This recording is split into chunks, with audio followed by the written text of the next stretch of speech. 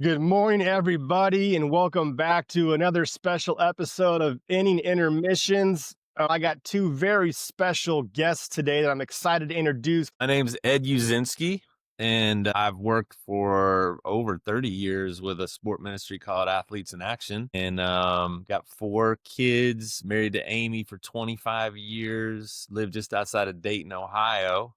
That's where we're trying to get life done. We got three in college and one in ninth grade. So we keep saying we got one more chance to try to get it right and figure out what went wrong with the first three and fix it for the fourth. So that's where we're at right now. I like it.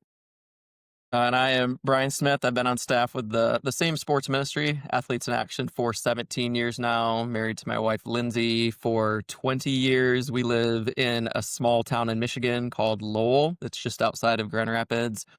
I have a high schooler, a middle schooler, and an elementary school kid right now. And on top of being on staff with Athletes in Action, my wife and I also coach our high school's cross-country team.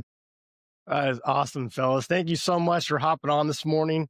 I appreciate it. I said this offline, I'll say it online. My favorite thing about the world now is how small it can be, right? Here we are, Washington State, all the way to Michigan, Ohio, all that fun stuff, and we're here Yep. hanging out. So, Yep. well, hey, your guys' story is incredible. Today, I want to highlight a project that you guys have worked on, and we'll kind of walk through that journey of your guys' book, Away Game, and I'll tag all of it. It's an incredible book. We'll get into that here shortly, but I got to talk to you guys about a hot topic right out the gate. You guys have been married for a long time. What's the secret to marriage, gentlemen? It's a different podcast, isn't I it? know. You just got my mind spinning. I'm like, that's that's the next book. It might be. Yeah. I'd be afraid to answer that question. What's one nugget you can give to a newlyweds, or I'm 12 years in. I got a lot to learn still. What's one nugget from both of you? Ed, you go first. It's so funny, man. We literally have this conversation all the time because my wife and I actually speak at Weekend to Remember marriage conferences, which maybe some people have heard of before, Ministry of Family Life. And so we literally get to stand in front of thousands of people, but listen to their stories. And we're just having a conversation the other day about how you really don't have to be miserable in your own home, especially as a Christian. You can choose to be wrong.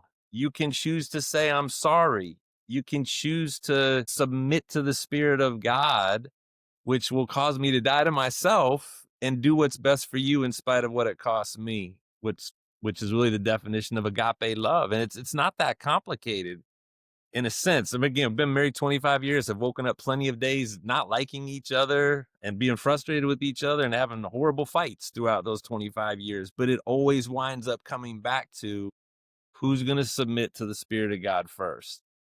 In some ways, it really is that simple. And when both people are willing to do that quickly, it covers up a lot of sin, man. That's good, Ed. What about you, Brian? Yeah, I would double down on what Ed says because he's the family and marriage speaker guy. From our end, though, I think one of the things that's been super beneficial for us is just having a sense of humor. Like marriage just reveals so much stuff Good. in your life, Yeah. and if you're able to have a posture more often than not of just being able to laugh at Mhm. yourself, um, Mm. it it takes a potential tense moment and turns it into something fun that you can just laugh about. And obviously, we're not gonna laugh our way through everything in marriage, but man, if you can just find a way to flex your sense of humor muscles in marriage, it'll make potential tense moments turn into really fun memories. Wow, that's awesome. Well, That's thank you, good, fellas, for Brian. that. When you were talking about how long you've been married, I had to ask the question. I'm always trying to pick people's brains. So that'll be Good. your next book, okay? That'll be your next Well, book. No yeah, pressure. we'll come back and do the marriage podcast next. There we go. Let's do it. All right, you guys mentioned an incredible organization that you guys have both been a part of for many years, Athletes in Action. Brian, can you share what is Athletes in Action and how did you get involved from the beginning? Yeah, we are a global sports ministry, and we are the athletic arm of Crew. It was formerly called Campus Crusade for Christ. And so, for listeners out there, the way that Crew functions is we have contextualized ministries. And so, we'll have a ministry to people in the military, teachers, high schoolers, people who live in cities. And we also have an athletic ministry. And so, that's who we are with Athletes in Action. Our kind of vision as a ministry is that we would see a Christ follower on every team, in every sport, in every nation, which is very similar to what FCA is going after right now. And I believe, Ed, I could be wrong on this, but I think we're in close to 100 different countries now, and about 250 different college campuses doing very similar things as FCA right now. That's awesome, Brian.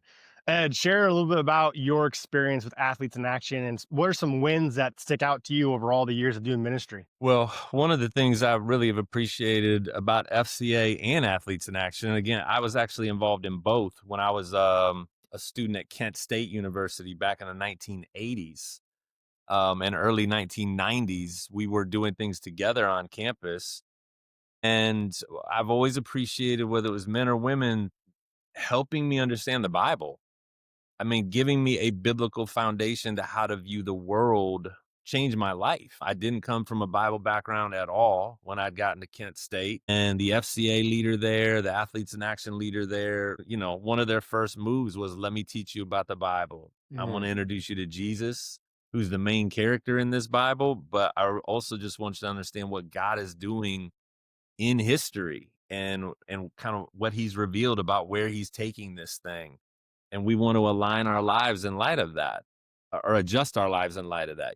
So that was my foundation. And I became a Christian in 1988 in that window. And that really set the course for, these last 4 decades, really. Okay, that's incredible, guys. Yeah, I gotta say, at the end of the day, I'm not a logo guy. I love Jesus, right? And so anytime we have people sharing Jesus to people like you, Ed, that got you on this journey, man, I just love to celebrate that. So props to Athletes in Action for everything that's going. I hope that someday Athletes in Action is in every single country. I don't know how many countries there are in the world. I probably should know that, but I don't. But I pray that there's a day where you guys are in every single country and Yeah. you're growing and blossoming because that just means people are hearing about Jesus.